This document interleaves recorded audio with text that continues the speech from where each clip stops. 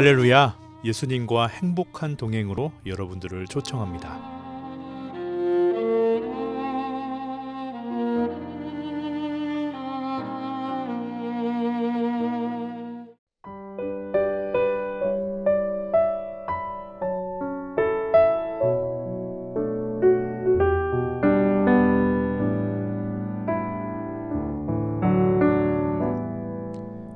주의 인자는 끝이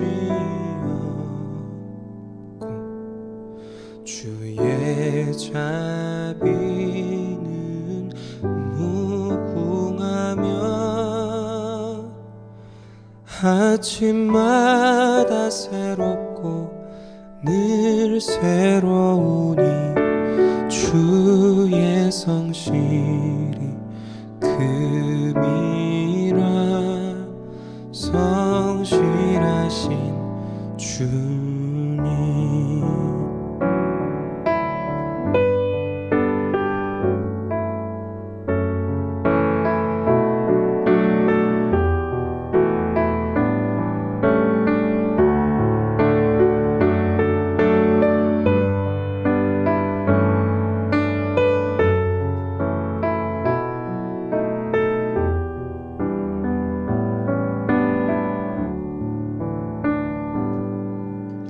주의 인자는 끝이 없고 그의 자비는 무궁하며 아침마다 새롭고 늘 새로우니 주의 성실이 금이라 성실하신 주님. 아침마다 새롭고 늘 새로우니 주의 성실이 금이라 성실하신 주님.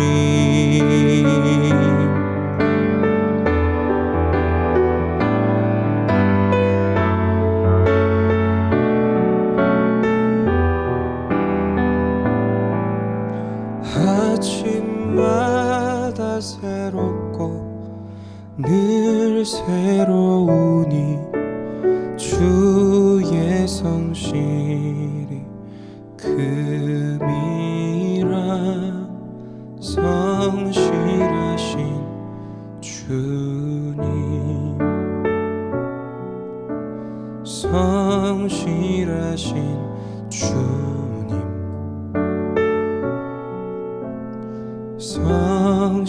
성실하신 주님.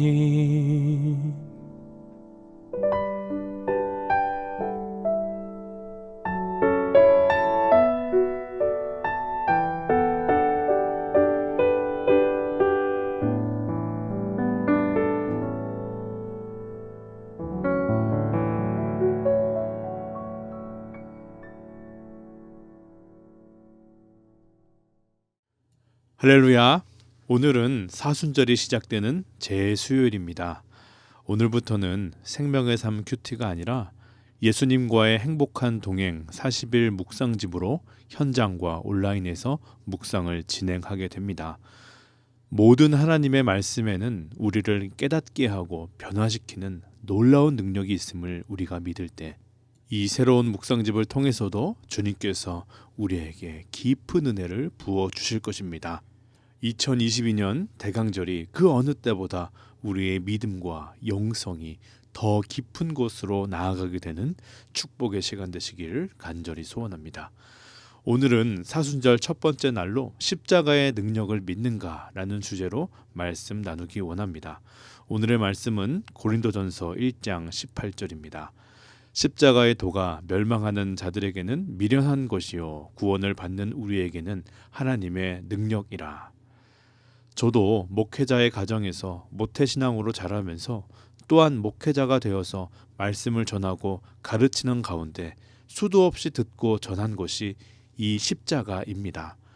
실제로 많은 성도님들은 십자가의 도에 대해서, 즉 십자가의 의미가 무엇이고 예수님은 왜 십자가를 지셨는지, 그리고 그것이 왜 중요하고 어떠한 능력이 있는지 대부분 알고 계실 것입니다. 그러나 십자가에 대해서 아는 것과 그 십자가의 능력이 지금 오늘 나의 삶에 일어나고 있는가는 전혀 다른 문제라는 것을 우리는 또한 알고 있습니다. 십자가에 대해서는 논문을 쓸 정도로 잘 알고 있다 해도 십자가의 도와는 전혀 다른 삶을 살 수도 있습니다. 십자가에 대해서 아무리 잘 알아도 그 능력을 전혀 경험하지 못하며 살아갈 수도 있습니다. 여러분들은 어떠십니까? 우리가 사순절을 시작하면서 십자가에 대한 이야기를 이 말씀 묵상을 통해 계속 나누게 될 텐데, 여러분 가운데서도 십자가의 능력에 대해서는, 그 의미에 대해서는 알지만 그것이 오늘 나와 상관없는 별개의 사건으로 여기며 살았다면 이 사순절의 시간을 통해서 예수 그리스도의 십자가가 오늘 우리의 삶에 역동적으로 살게 되는, 그래서 그 십자가를 통해 우리의 신앙이 갱신되고 잘못 나아가고 있던 우리의 삶이 다시 한번 십자가를 향해 바로 설 수 있도록 저와 여러분들의 삶이 변화되기를 간절히 소원합니다. 오늘 묵상집을 보면 이 십자가의 능력을 세 가지로 말하고 있습니다. 첫 번째, 십자가의 능력은 우리를 만족하게 한다는 것입니다. 요한복음 4장 14절, 우물가의 사마리아 여인과의 대화입니다. 내가 주는 물을 마시는 자는 영원히 목마르지 아니하리니 내가 주는 물은 그 속에서 영생하도록 솟아나는 샘물이 되리라. 이 여인에게 하신 말씀은 곧 예수님을 구세주로, 기름 부음 받은 그리스도로, 살아있는 하나님의 아들로 받아들이고 영접한 모든 그리스도인들에게 하시는 약속의 말씀인 줄 믿으시길 바랍니다. 지난 2월 26일 한국에 큰 별이 졌다는 비보를 보게 되었습니다. 문화부 장관, 문학평론가, 칼럼리스트, 소설가, 시인 등등 수많은 직함으로 대한민국의 지성이라고 불렸던 이어령 교수가 하나님의 품으로 돌아갔다는 소식입니다. 우리가 잘 아는 것처럼 이 교수님은 인간의 이성을 최고의 가치로 여기면서 신의 존재를 부정했던 무신론자였습니다. 그러나 그의 딸 고 이민아 목사의 투병과 죽음을 통해서 하나님을 만나게 되었고, 지난 2017년 암 선고를 받고 나서는 또 최근까지 투병하면서 그분의 신앙은 더욱더 깊어지고 두터워졌습니다. 이어령 교수는 그의 책에서 이런 고백을 합니다. 20대에는 반기독교적인 글들을 많이 썼습니다. 저 역시 소설가로서 창조해냈습니다. 하나님이 만들지 않은 것들을 내가 만들어야겠다는 오만한 생각도 했습니다. 그러나 인간은 아무리 뛰어봐야 벼룩입니다. 이 단순한 사실을 아는데도 시간이 오래 걸렸습니다. 제가 창작과 지적 세계를 포기한 것은 아닙니다. 그러나 지금까지 생각했던 것보다 몇십 배 더 크고 귀한 창조주를 인정함으로써 저의 예술적 지평은 그전보다 훨씬 더 넓어졌습니다. 그러면서 이 교수님이 고백하는 것이, 이제 나는 하나님 밖에서 하나님 안으로 들어왔습니다. 지성의 사람에서 영성의 사람이 되었습니다. 세상의 지혜와 인간의 이성으로는 도저히 채울 수 없고 해결할 수 없는 근본적인 질문이 있음을 그가 경험하였고, 그 빈 공간을 하나님이 주시는 구원의 은혜와 십자가의 능력으로 채움받게 된 것입니다. 사마리아 여인이 경험한 영원히 목마르지 않는 샘물을 이어령 교수도 얻게 된 것입니다. 그럴 때 그의 인생이 놀랍게 변화되었습니다. 늘 채우고 채워도 늘 부족하고 말라있던 그의 마음속에 그 근본적인 세계가 풍성하게 채워짐을 경험한 것입니다. 바로 이것이 십자가의 능력입니다. 이 능력을 저와 여러분들도 받아 누리시게 되기를 소원합니다. 이 능력이 우리 가운데 있으면 우리는 진정한 만족을 얻을 수 있는 것입니다. 두 번째로 십자가의 능력은 영향력을 끼치는 삶으로 우리를 이끌어 간다는 것입니다. 요한복음 7장 37절 38절을 보면 누구든지 목마르거든 내게로 와서 마시라. 나를 믿는 자는 성경의 이름과 같이 그 배에서 생수의 강이 흘러나오리라 하시니, 여기서 배는 신체의 그 부위로서 배를 의미합니다. 이것은 신체 부위를 상징하여서 영적 의미를 추구했던 당시 유대인들의 독특한 표현 기법으로 사용된 것이죠. 배는 신체의 중심에 있습니다. 그리고 중요한 기관들이 위치하고 있습니다. 그러므로 이 배가 상징하는 바 사람의 가장 깊은 내면, 그 중심, 자아라고 여긴 것입니다. 그러면 강은 무엇입니까? 이스라엘은 물이 귀한 지역입니다. 강에 대한 개념도 우리의 것과는 전혀 다릅니다. 우리가 강이라고 하면 어느 정도 강폭이나 깊이 등을 갖추어야 합니다. 그러나 이스라엘에서는 1년 내내 물이 흐르기만 하면 개울도 강이라고 불렀습니다.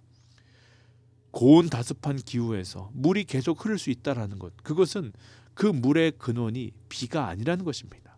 지하에서 샘솟는 샘이 있다는 것이죠.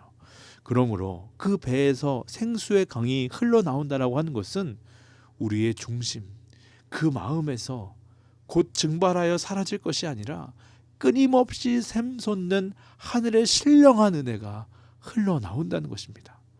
그것이 사랑일 수 있습니다. 기쁨일 수도 있습니다. 만족일 수도 있습니다.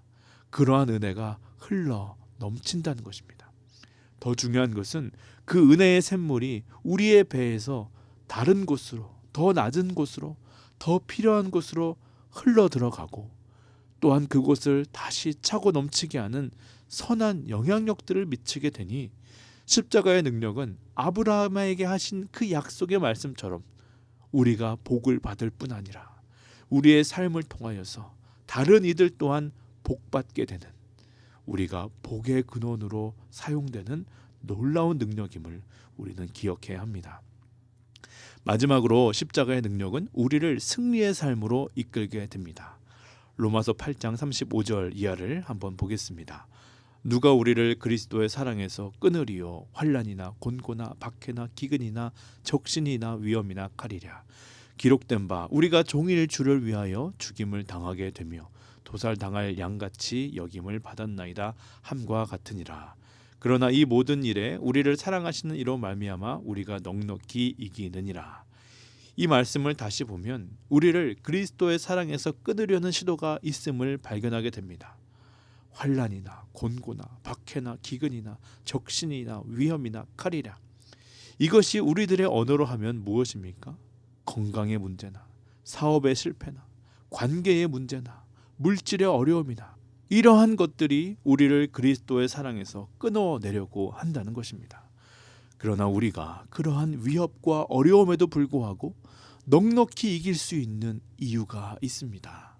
그것은 우리를 사랑하셔서 당신의 독생자를 보내셔 십자가에 달리시기까지 하는 그 놀라운 사랑, 예수 그리스도의 사랑이 우리가 이길 수 있는 분명하고 확실한 이유가 되는 것입니다. 하나님이 우리를 위하시면 우리를 대적할 자가 없다. 31절의 말씀이 큰 위로가 됩니다. 정말 그렇습니다.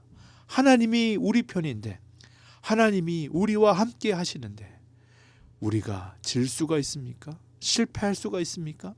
하나님이 이미 승리하셨다고 선포하시는데 그리스도인들은 그것을 믿고 담대하게 나아가서 승리의 깃발만 꽂으면 되는 것이죠. 그래서 처음도 그 과정도 결론도 예수 그리스도입니다. 우리를 사랑하시는 예수님의 사랑으로 우리는 넉넉히 이길 수 있는 것입니다. 주님은 패배하실 수 없는 분입니다. 주님은 이미 승리하셨다고, 그리고 그 승리를 우리에게 주셨다고 말씀하십니다. 그 승리의 사건, 그 승리의 상징이 바로 예수 그리스도의 십자가인 줄 믿습니다. 그러므로 그 십자가를 믿고 그 십자가의 길로 나아가는 자는 승리는 내 것일세 언제나 찬양하며 언제나 그 승리의 기쁨과 성취를 맛보며 살아갈 수 있는 것입니다. 여러분들, 이 십자가의 능력을 정말로 믿으십니까? 그렇다면 그 능력을 경험하며 살고 계십니까? 십자가로 인하여 만족하며 살고 있습니까? 생수의 강물을 흘려보내며 그리스도의 선한 영향력을 미치며 살고 있습니까? 우리의 모든 환경은 실패와 위협과 혼란으로 가득하지만 그럼에도 불구하고 승리하며 살고 계십니까? 간절히 바라고 기도를 드립니다. 2022년 사순절을 시작하게 되는데 주님은 이 시간을 특별하고 평소와 구별되게 사용하시기를 바라십니다. 그 시작은 이 십자가의 능력입니다. 이 십자가의 능력을 믿고 경험할 때 우리는 더 주님의 모습과 닮아가며 더 가까워지게 될 것을 확신합니다.